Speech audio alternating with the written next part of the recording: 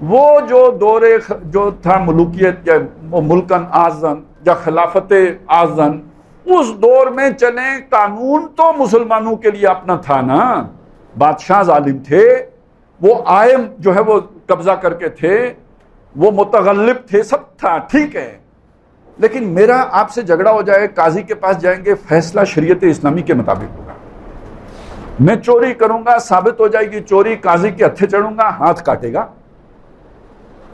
تو مسلمانوں کے اوپر جو حکم نافذ ہے وہ کس کا ہے؟ اللہ کا۔ اب یہ کیا دور آ گیا ہے کہ ایک مسلمان مرتا ہے اور اس کی وراثت تقسیم ہوگی اللہ کی وصیت کے مطابق نہیں، ملکہ برطانیہ کے قانون کے مطابق تقسیم ہوگی۔ اب تو یہ ہمارا ملک یعنی ہندوستان ہے جہاں پہ ہمارے فیملی لاز انٹیکٹ رہ گئے، کئی مسلمان ملک ہیں وہاں پر جو نکاح اور طلاق کے قوانین ہیں وہ بھی غیروں کے دیے ہوئے نافذ ہو گئے، پرسنل لا کے اندر بھی مداخلت ہو گئی۔ تو اللہ کے دیے ہوئے حکم اللہ کا، اس کی جگہ پہ حکم نافذ ہو گیا کس کا؟ غیر کا۔ اس کو اللہ کے رسول صلی اللہ علیہ وسلم نے فرمایا تھا جب یہ جو ظالمانہ دور ہے یہ جب ختم ہوگا تو ایک اور دور آئے گا، اور وہ دور ہوگا مجبوری کا دور۔ ثم تکون ملکا جبریہ، بادشاہی ہوگی مجبوری کی، جسے ہم آج کہتے ہیں غلامی کا دور۔ تو اب آپ اسے دیکھیں، 1000 سال نبی صلی اللہ علیہ وسلم کے بعد مسلمانوں کی حکمرانی رہی، پھر وہ چراغ ٹمٹمانا شروع ہوا، پھر شام کی جو ہے وہ شفق باقی رہ گئی، پھر غیر کا قبضہ ہی ہو گیا، رات گہری ہو گئی، کہیں مسلمانوں کا اقتدار باقی نہیں رہا، یہاں تک کہ 1924 میں انتہا ہو گئی۔ وہ ایک جو علامتی خلافت باقی تھی سلطنت عثمانیہ کی صورت میں، اتا ترک نے آ کے اس کی قبا بھی چاک کر دی ترک ناداں نے خلافت کی قبا، سادگی اپنوں کی دیکھ، اوروں کی عیاری بھی دیکھ، کسی کی عیاری تھی نا اس کے پیچھے، گویا رات پوری طرح گہری ہو گئی، لیکن وہ حق کی روشنی بالکل ختم نہیں ہوئی، وہ چلیں غاروں میں چلی گئی۔ یہاں اب ایک بات ہے، شاید آپ کو پسند نہ آئے لیکن بات سچ ہے، حقیقت ہے، آج پسند نہیں آئے گی تو ہو سکتا ہے 50 سال بعد لوگ اسے تسلیم کر لیں۔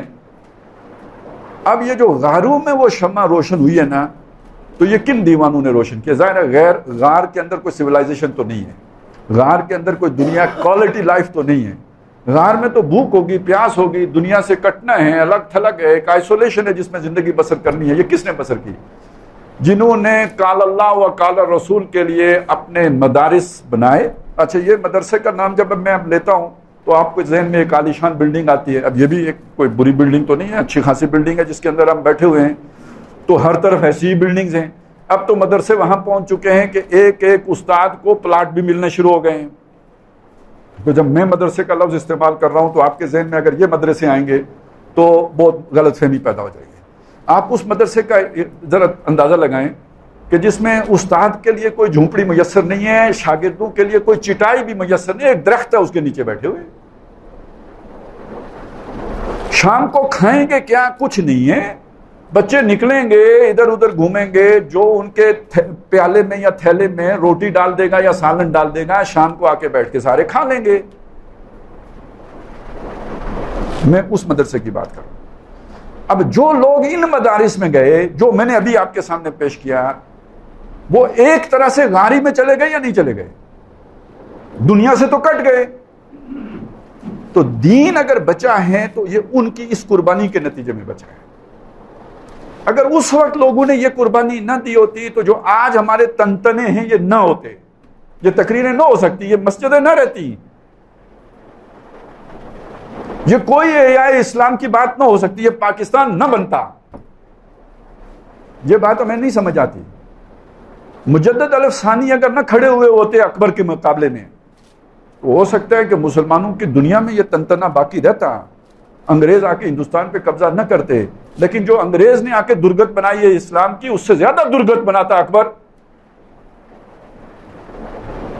خود مسلمانوں کے ہاتھوں دین تار تار ہوتا اگر اکبر کو کھلی چھٹی مل جاتی۔